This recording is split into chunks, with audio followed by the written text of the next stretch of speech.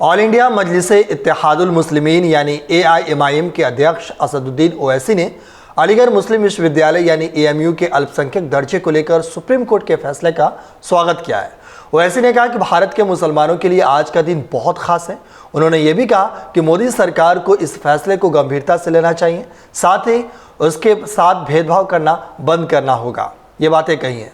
Supreme court के फैसले पर सांसद ओवैसी ने सोशल मीडिया एक्स पर लंबा चौड़ा पोस्ट करके कहा, यह देश के मुसलमानों के लिए एक बेहद अहम दिन है। साल 1967 के फैसले ने AMU के अल्पसंख्यक दर्जे को खारिज कर दिया था, जबकि हकीकत में यह अल्पसंख्यक था। संविधान के अनुच्छेद 30 में कहा गया है कि अल्पसंख्यकों को अपने शैक्षणिक संस्थानों को उस तरीके से स्थापित करने और संचालित करने का अधिकार है जैसा वे उचित समझे। ओवैसी ने आगे कहा कि अल्पसंख्यकों के खुद को शिक्षित करने के अधिकार को बरकरार रखा गया है। मैं आज AMU के सभी छात्रों और शिक्षकों को बधाई देता हूं।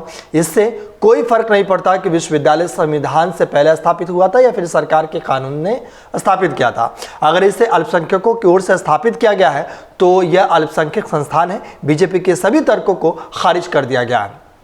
वहीं हैदराबाद से सांसद ने बीजेपी पर हमला करते हुए कहा, बीजेपी ने इतने सालों तक AMU को अल्पसंख्यक का दर्जा दिए जाने का विरोध किया है, अब वो क्या करने जा रही है। उसने AMU और जामिया और मदरसा चलाने के हमारे अधिकार पर हमला करने का हर संभव प्रयास किया है। बीजेपी को आत्मचिंतन करना चाहिए और अपने मार्ग में सुधार करना चाहिए।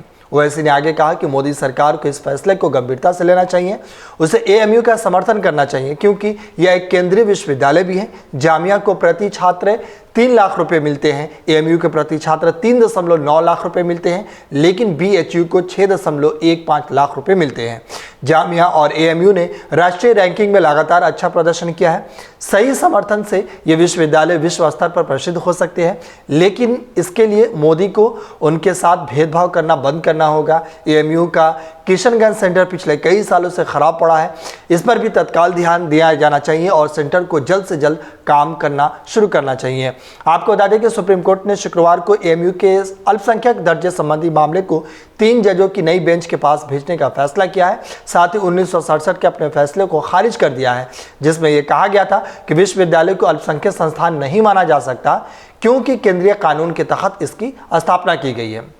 दरअसल संस्थापक सर सैयद अहमद खान ने भारत में ऑक्सफोर्ड और कैम्ब्रिज जैसी यूनिवर्सिटी बनाने का सपना देखा और यहीं से अलीगढ़ मुस्लिम विश्वविद्यालय यानी AMU की नींव का रास्ता बना।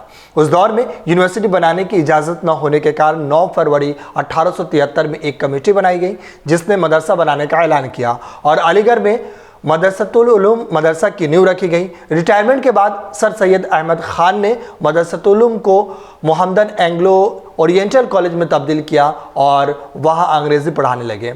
बाद में चंदे के जरिए धनराशि इकट्ठा की गई और 1920 में इस कॉलेज को अलीगढ़ मुस्लिम विश्वविद्यालय में बदला। इसके बाद 1951 में AMU एक्ट के सेक्शन 8 और 9 को खत्म कर दिया गया। इसके साथ मुस्लिम छात्रों को धार्मिक शिक्षा देने की बात भी खत्म हो गई। इस तरह सभी धर्म के लोगों के लिए यूनिवर्सिटी का दरवाजा खोल दिया गया था और इसी को लेकर के विवाद शुरू हो गया था। अगर आप ये वीडियो YouTube पर देख रहे हैं तो हमारे चैनल को सब्सक्राइब कर बेल आइकन दबाएं और Facebook पर देख रहे हैं तो हमारे पेज को लाइक करें। 8 मिलियन प्लस सब्सक्राइबर, आपके इस भरोसे के लिए बहुत धन्यवाद। अगर आप ये वीडियो YouTube पर देख रहे हैं तो हमारे चैनल को सब्सक्राइब कर बेल आइकन दबाएं और Facebook पर देख रहे हैं तो हमारे पेज को लाइक करें। 8 मिलियन प्लस सब्सक्राइबर, आपके इस भरोसे के लिए बहुत धन्यवाद।